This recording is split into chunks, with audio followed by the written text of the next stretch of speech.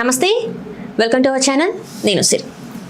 తెలంగాణలో రాజకీయ పరిణామాలు రోజు రోజుకి హీట్ ఎక్కుతున్నాయని చెప్పాలి. ఎందుకంటే ఇక్కడ చూసుకున్నట్టయితే ఏదైతే సింగరేణి మైన్స్ గురించి కావచ్చు, ఇప్పుడు దాని గురించి డిబేట్లు మాట్లాడుకున్నా కూడా అక్కడ తెలంగాణ ఉద్యమకారుల్ని తెలంగాణ ఎమ్మెల్సీలని చాలా తక్కువ చూసి get out from my debate అని చెప్పేసి చాలా ఘోరంగా మాట్లాడుతున్నారు. సో ఇలాంటి ఇంకా చాలా జరుగుతున్నాయి. సో వీటి గురించి స్పందించడానికి మనతో పాటు ఉన్నారు ప్రముఖ రాజకీయ విశ్లేషకులు కేఎస్ ప్రసాద్ గారు. నమస్కారం సార్. నమస్తే sir. Get out from my debate ఏంటి సార్ ఇది? అసలు అనొచ్చా ఆ మాట? అసలు ఒక ఉద్యమకారుడు బీఆర్ఎస్ నుంచి వెళ్ళి ఎమ్మెల్సీ, తన ఏజ్ పెద్దది, తను ఎంతో చేశాడు. అలాంటి ఒక వ్యక్తి ఒకవేళ ఒక మాట తూలినా కూడా అలా కాదు సార్ అని చెప్పాల్సింది పోయి అంత దురుసుగా మాట్లాడే అవసరం ఉందంటారా?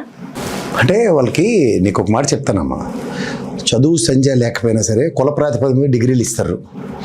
వాళ్ళని జర్నలిస్టులను పరిగణలోకి తీసుకుని వాళ్ళతో డిబేట్లు పెడుతూ ఉంటారు.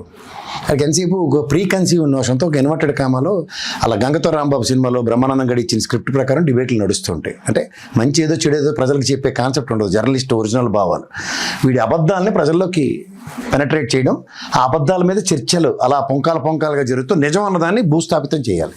ఇది వాళ్ళ మోడస్ ఆఫ్ ఆపరెండి.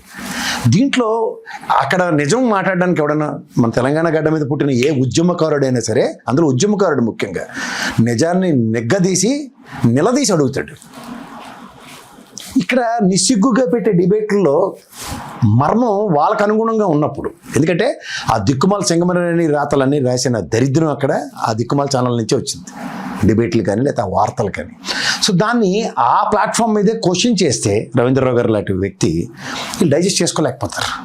అప్పుడు వీళ్ళకి ఏంటంటే నేషనల్ లెవెల్లో బీజేపీ దాన్ని అంటే వాడు అధికార ప్రతినిధి వాడు డిబేట్లో కూర్చున్నప్పుడు వాడికి చెప్పు తీసి కొట్టిన తర్వాత కూడా బీజేపీ వాళ్ళు ఏ మొహం పెట్టుకుని ఆడికి వెళ్తున్నారని మళ్ళాటి వాళ్ళు అడిగినా సరే వాళ్ళకి సిగ్గు లేకుండా డిబేట్లకు పోతున్నారు, అటు ఆంధ్ర నుంచి కానీ తెలంగాణ నుంచి కానీ చూస్తే. సో ఎప్పుడైతే బీఆర్ఎస్ పార్టీ అనేది స్ట్రెంథన్గా ఒక వైఎస్ఆర్సీపీ కానీ మీరు స్టాండర్డ్గా చూసుకుంటే ప్రాంత పరిరక్షణ కోసం ఏర్పడిన ప్రాంతీయ పార్టీలు మనోభావాలకి గాయాలైనప్పుడు వాళ్ళు బ్యాన్ చేస్తున్నారు. ఇది నువ్వు గమనించుకో, వైఎస్ఆర్సీపీ కూడా అలాగే బ్యాన్ చేసింది, ఇక్కడ బీఆర్ఎస్ పార్టీ కూడా నిన్నటి నుంచి బ్యాన్ చేసింది. సో ఇది ఎలా ఉంటుంది, వాళ్ళకి జరిగిపోతుంది కదా. జాతీయ పార్టీలో మీరు చెప్పు తీసుకొట్టినా ఆడికి సిగ్గుచరం లేకుండా మా మొహానికి వస్తున్నారు, డిబేట్లకు ఎగేసుకుని పొగేసుకుని వస్తున్నారు బీజేపీ వాళ్ళు. Where it comes to regional party after all అన్న కోణంలో చూస్తున్నారు. ఒక మనిషి యొక్క ఆత్మాభిమానం మీద మచ్చపడినప్పుడు ఆత్మాభిమానం కలిగిన వ్యక్తులు ప్రతిస్పందించే విధానం ఎలా ఉంటుందంటే వీళ్ళు తిరిగి బహిష్కరిస్తారు. ఇప్పుడు రవీంద్రరావు గారి స్థాయి లేనోడు గెట్అవుట్ అంటే, స్థాయి ఉన్న ఒక పార్టీ అంటే ఒక కన్నతల్లి పార్టీ రవీంద్రరావు గారిని హక్కుని చేర్చుకుని నీ అంట మా పార్టీ మేమందరం ఉన్నామని చెప్పింది. ఇవాళ మీరు తెలంగాణలో ఏ ఉద్యమకారుని నేను అడుగు, పార్టీలకు అతీతంగా రవీంద్రరావు గారికి జరిగింది అన్యాయం, తప్పు. వాడి మొహానికి ఆ స్థాయి లేనివాడితో ఆ మాట అనిపించుకోవడం చాలా తప్పు అని చెప్పారు. అవునా కదా? నువ్వు ఖండిస్తున్నావు లేదా ఒక జర్నలిస్ట్గా? ఖచ్చితంగా ఖండిస్తాను సార్. ఎందుకు ఖండించాను? ఎందుకంటే ఆయన ఉద్యమకారుడు. తెలంగాణలో ఉద్యమం టైంలో ఎంత పార్టిసిపేట్ చేసిండు, ఎంత చేసిండని అందరికీ తెలుసు ఇక్కడ ఉన్న వాళ్ళకి. అండ్ ఆయన ఏజ్ పరంగా చూసుకున్నా కూడా ఎంతో పెద్ద ఆయన ఆ రకంగా మాట్లాడితే ఎవరు ఊరుకుంటారు సార్? ఇప్పుడు ఇవాళ తెలంగాణలో పెద్దల సభలో ఆయన ఒక ఎమ్మెల్సీ, అదొక గౌరవప్రదమైన స్థానం. ఎమ్మెల్సీలు అనేటువంటి ఈ ఎమ్మెల్యేలాగా తుంగబొర్రలు కొట్టుకుని వచ్చిన వాళ్ళు కాదు, డక్కా మొక్కలు తిన్న వాళ్ళు కాదు. వాళ్ళు నిష్కచ్చైన పార్టీ పరంగా ఒక మేధావి వర్గం కింద కన్సిడర్ చేసి వచ్చిన ఒక ఆయన ప్రతిభకు ఇచ్చిన గుర్తింపు, పార్టీ జనరల్ సెక్రటరీ స్థాయిలో ఉన్నాడు అతను. అలాంటి వ్యక్తిని పట్టుకొని నువ్వు ఏమి నీకు అంత పోత్రం? ఫస్ట్ది నీకు ఆప్షన్ ఉంటుంది, మ్యూట్ చేయొచ్చు. రెండోది, సార్ ఈ డిబేట్లో ఒక డెకరం ఉంటుంది, మీరు ఆ విధమైన పదాలు వెనక్కి తీసుకున్నప్పుడు మిమ్మల్ని విరమింపజేస్తాను, అయిపోతుంది. అంతేకాని నువ్వు గెట్అవుట్ అన్న మాట మాత్రం నీ మొహానికి అర్హత లేదు. ఫస్ట్ థింగ్, ఎవడరా నువ్వు అసలు? మాకు అర్థం కాంది. నువ్వేమన్నా అక్కడికి ఏమైనా డిబేట్లకి ఏమైనా జీతబత్యాలు ఇచ్చి పిలుస్తావాడనా? అన్ని కింద పాలేరు అనుకున్నావా? మీరు పాలిగాడని రాసే అంత స్థాయి కదా మీ పేపర్లకి. మీకు పోత్రంతో కొట్టుమిట్టాడుతున్నారు కదా. కళ్ళ ముందు నిన్న కాక మొన్న ఆ మాటి వంశీయుడికి పడింది రికార్డింగ్ డ్యాన్స్, అది నీకు జరిగితే నువ్వు తట్టుకోగలవా? ఎవడొస్తాడు అనుకుంటున్నావు రెస్క్యూకి? పోను పక్కన నీకు ఇప్పుడేమైనా కాంగ్రెస్ నీకేమైనా ఉద్ధరించి ఊళ్ళో నెత్తి మీద కిరీటం పెడుతుందంటే ఒక్క రేవంత్ రెడ్డి గారిని కాకుండా మొత్తం క్యాబినెట్ని కెలికొదిరు ఎవరా నీకు సపోర్ట్కి వచ్చేది? అందరి గురించి మాట్లాడారు. లేని అంటే రాజశేఖర రెడ్డి గారి గురించి కూడా మాట్లాడుతున్నారు. అదే కదా, వీటికి మనిషి ఎప్పుడైనా ఒక అసెంబ్లీలో కానీ ఎక్కడైనా ప్రస్థానాలు ఎలా ఉంటాయంటే మనిషి లేనప్పుడు ఒక మర్యాద ఉంటుంది. అందులో పరమపదం చిన్న వాళ్ళ గురించి అయితే ఇంకొంచెం ఒళ్ళు దగ్గర పెట్టి మాడతారు. ఏళ్ళక ఇలా స్క్రిప్టెడ్ ప్రోగ్రాంలో మంచి మర్యాద, ఒక కట్టుబాటు కూడా ఉండదు. పైపచ్చి ఆ డిబేట్లో గౌరవప్రదమైన ప్రజలు ప్రతిష్ఠించుకున్న ముఖ్యమంత్రి గారినే ఇష్టం వచ్చిన సింగులర్లతోనూ బూతులు మాట్లాడుతుంటే ఎంటర్టైన్ చేస్తారు వీళ్ళు. ఇది వీళ్ళ నేపథ్యాలు. అంటే పర్సనల్ ఎజెండాలను జస్టిఫై చేసుకుంటూ కుల ప్రాతిపదిక మీద నడిపించే ఛానళ్ళు అవి.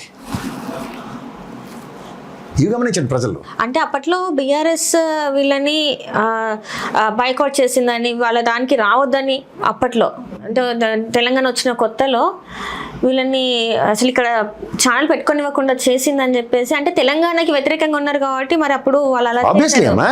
రెండోది కేసీఆర్ గారిని ఇంటర్వ్యూ చేశారు, రే తురే బావా తొక్క తోటకూర మాడితే ఎవడుకుంటాడు? అదే చెప్తున్నాను. ఆ రోజు కేసీఆర్ గారికి అదే హ్యూమిలియేషను, ఇవాళ రేవంత్ రెడ్డి గారికి అదే హ్యూమిలియేషన్ చేస్తుంటే మాకు లేని బాధ అవతల రేవంత్ రెడ్డి గారికి లేనిది, కేసీఆర్ గారికి లేనిది, మీరెవర్రా మమ్మల్ని అన్న ప్రాతిపదిక మీద ఉన్నారు వాళ్ళు. కోనేదో రాధాకృష్ణ గారికి నేను ఇవాళ ఫస్ట్ టైం పేరెత్తున్నాను. ఆయనకి సంబంధించినంత వరకు ఆయనకి వ్యక్తిగతంగా రేవంత్ రెడ్డి గారితోనూ అలాగే కేసీఆర్ గారితోనూ సత్సంబంధాలు ఉండొచ్చు.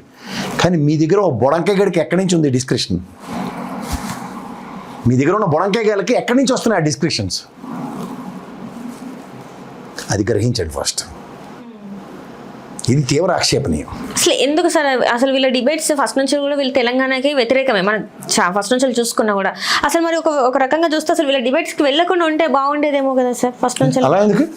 పోరాటం చేసి కూడా ఏమైనా పోరాటాల గడ్డ తెలంగాణలో ఆయన ఎదుర్కోలేకపోతే అక్కడ మీరు చెప్పింది రవీంద్రరావు గారు ఎదుర్కొనే సామర్థ్యం ఉంది కాబట్టి అదే ఛానల్లో అక్కడే నిలబెట్టి నిలదీస్తున్నాడు. అది ఆయన సామర్థ్యం, అది గ్రహించి మనం. కానీ ఇక్కడ వాళ్ళు మాట్లాడే మాటలు మనని కించపరిచేలా ఉన్నాయి కదా సార్. ఇంత పెద్ద మేధావులని వాళ్ళు కించపరిచి మాట్లాడుతున్నారు. ఈరోజు ఎంతో బాధాకరం వీళ్ళు ఇలా మాట్లాడడం. వాళ్ళ స్థాయిని మర్చిపోయి వీళ్ళు మాట్లాడుతున్నారు. అందుకనే స్థాయి గుర్తు. ఇప్పుడు నువ్వు మర్చిపోయినప్పుడు నీ జ్ఞాపకం చేస్తారు ఎవరన్నా. There is a decorum, please respect the decorum అని. వీటి మీద యాక్షన్స్ ఎలా తీసుకోవాలి? ఏ యాక్షన్ లేదు. ఇవాళ నీకు జరిగింది, రేపు నీకు జరగదు అనుకుంటున్నావా? రేపు కాంగ్రెస్ బాయ్కాట్ చేస్తుంది, చూస్తూ ఉండు. ఇదే ప్రాతిపదిక మీద మంత్రులందరి మీద ఇలా బుల్డోస్ చేయమను, ఎలా ఉంటుంది చూద్దు. కానీ బాయ్కాట్ చేయకుండా ఉంటారు అనుకుంటున్నావా? ఎక్కడ ఉంటాడు అప్పుడు? ఆ తెలుగుదేశం కూర్చోబెట్టి రోజు జింగి చిక్కం బదిలీ చేసుకొని తిరగడమే. మావాడు వీరుడు, మావాడు సూర్యుడు, మావాడు అక్కడ పొడిచాడు, మావాడు ఎక్కడ పొడిచాడని ఈ పొడుపు కథలు అన్నీ చెప్పుకుంటే కాలక్షేపం చేసుకోవడమే. అంతకు మించి ఇంకేటి ఉండదు. అండ్ ఈ విచారణలు అన్నీ చూస్తున్నాం మనం. అంటే ఫోన్ ఏ విచారణలో అయినా సరే ప్యాన్ నీళ్ళు కలిపి మొహమ్మి చెల్లుమని చెల్లుతున్నా సరే సిగ్గు లేకుండా ఇంకా ఏదో ఉందని మాట్లాడే అంత సామర్థ్యం వాళ్ళ దగ్గర ఉంది. అంచేత వాళ్ళకి సిగ్గు అన్నది లేదు, మంచి మర్యాద లేదు. ఒక సమాజంలో ఒక డెకరం ఉంటుంది, ఆ డెకరం కీపప్ చేయడానికి కనీస బాధ్యత కర్తవ్యం కూడా వాళ్ళ దగ్గర లేదు. Because they are all illiterates. Journalism చదువుకున్నవాడికి ఎవరికైనా దాని విలువలు విశ్వసనీయత తెలుస్తుంది. నాన్ జర్నలిస్ట్ బ్యాచ్ కుల ప్రాతిపదిక డిగ్రీ వచ్చినోడైతే ఇలాగే ఉంటుంది.